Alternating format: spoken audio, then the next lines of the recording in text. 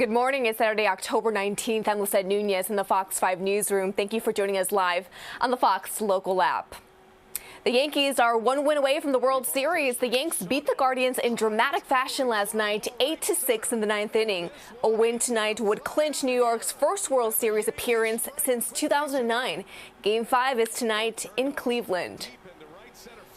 Well, it's an annual tradition in New York City, the Tompkins Square Halloween Dog Parade. The event attracts hundreds of pets and their owners dressed in costumes to the East Village.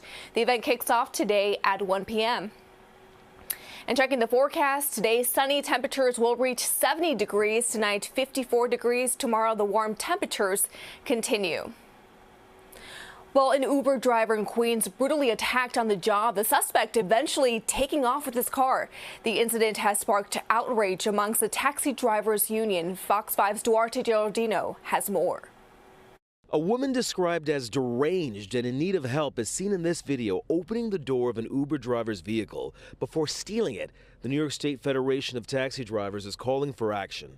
A deranged woman attacked one of our members. Attacked one of the Uber drivers out in Queens.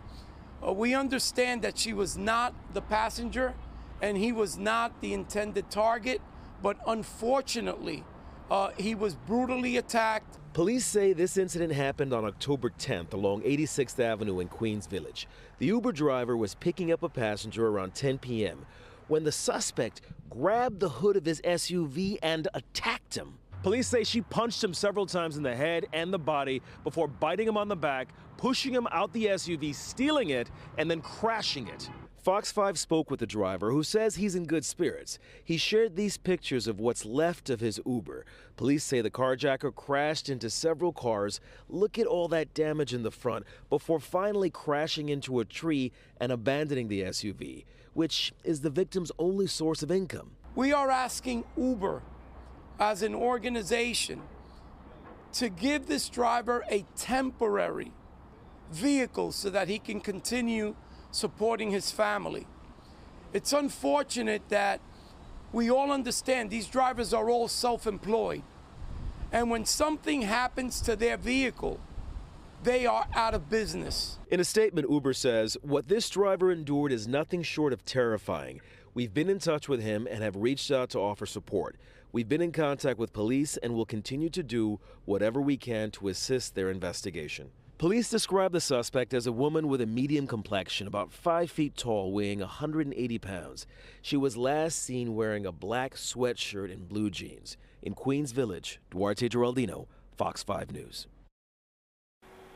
Well, you can expect tougher penalties for home invasions in New Jersey. Governor Murphy signed a bill into law yesterday. Among the changes, anyone who enters a home to commit an offense and causes injury or is armed with a deadly weapon faces 10 to 20 years in prison if convicted. Anyone convicted of home invasion without causing harm or carrying a weapon faces 5 to 10 years. The new legislation takes effect immediately.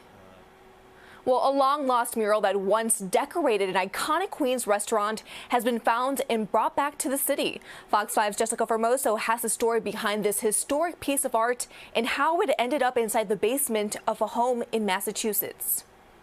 I always wondered about the potential existence of this beautiful 39-world-inspired mural painted by the late great Andre Dornsor, a French immigrant. Michael Perlman, founder of the Regal Forest Preservation Council, is still in shock after coming in contact with a man who 50 years ago took a piece of artwork from the iconic Howard Johnson's Queens restaurant to his home. Everything over there, it was a combination of elegant and casual.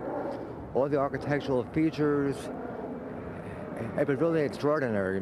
The 39-foot Art Deco mural by the notable French artist Andre Dornsor was thought to have been lost for good when Regal Park's historic Howard Johnson's restaurant was demolished in 1974. But the mural, which depicts several dancing women and horses jumping through ribbon-like hoops, has been in the possession of 90-year-old Hugh Kelly in his home in Weston, Massachusetts for decades. Kelly had been employed by the Howard Johnson Company and frequent the restaurant often for meetings. Every time I walked into the restaurant, I marveled at this incredible mural that was in the rotunda as you went up the steps to the second floor. When he found out the restaurant was going to be torn down, he wondered what would happen to the mural. I talked to the guy in charge and said, "What are you going to do about the mural?"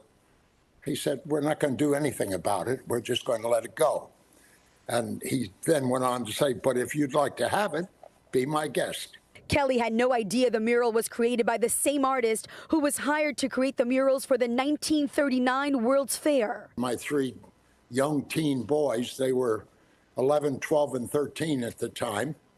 So we got some paint scrapers, put them on broomsticks, and went out there on a Saturday morning and carefully peeled the mural off the wall. He took it to his home in New Rochelle. It was there for a year before he moved to Boston. It stayed in Weston in my garage from 1975 until a couple of months ago. That's when he came in contact with Michael. Michael got in a Sprinter van and drove to Boston to recover the mural that was carefully stored in 3 pieces. In a long time, I envisioned partnering with a museum, for example, the Queen Museum or any other Queen's cultural institution, to keep it close to its roots. The mural now back home in Queens. In Forest Hills, I'm Jessica Formoso, Fox 5 News.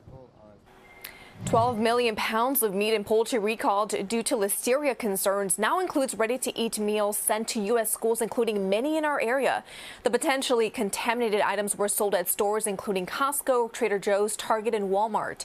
Dozens of schools in New York and New Jersey received the tainted food products. For a complete list of schools, you can visit fox5.com, fox5ny.com, and check our homepage. Well, it took nearly half a century, but Staten Island finally has a brand new fleet of subway cars ready for service. Since 1979, 5,000 public transit cars have rolled out from a plant in Yonkers. Fox 5's Richard Jacobus takes us inside for a look at the process and the impact it's having on the community. They are some of the oldest train cars in the subway, squeaking across the so-called forgotten borough for more than half a century.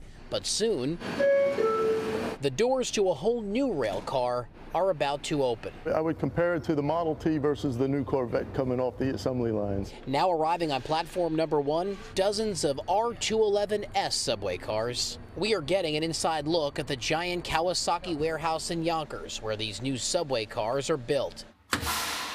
Engineers are hard at work, putting the finishing touches on the newest members of Staten Island Railway's fleet, which will now run along the 21-station line from St. George to Tottenville. The last order was delivered in 1973. Yes.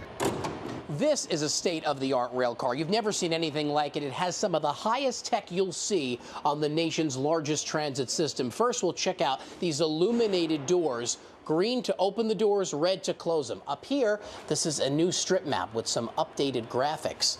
Over here, you have a new intercom system in case there's an emergency while you're on board. And this is probably some of the highest tech you'll see.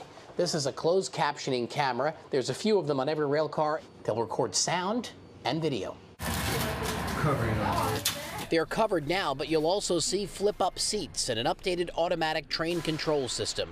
In total, the folks at Kawasaki will send 75 new rail cars to Staten Island, making up more than a dozen trains. Some went into service last week. The rest of them are still here in Yonkers, awaiting the green light. A lot of the workers who do it are fellow New Yorkers and from the United States, and we were able to build this car in the U.S. All systems go on a faster, smoother, and safer subway ride. Thank you for riding with MTA, New York City Transit. All aboard in Yonkers. Richard Jacobus, Fox 5 News. Let's get a final check of the forecast today. Sunny temperatures will reach 70 degrees tonight, 54 degrees tomorrow. The warm temps continue. And that does it for us this morning. I'm Rosanna Nunez. Have a great day. And remember, Fox 5 News is always streaming here on the Fox local app.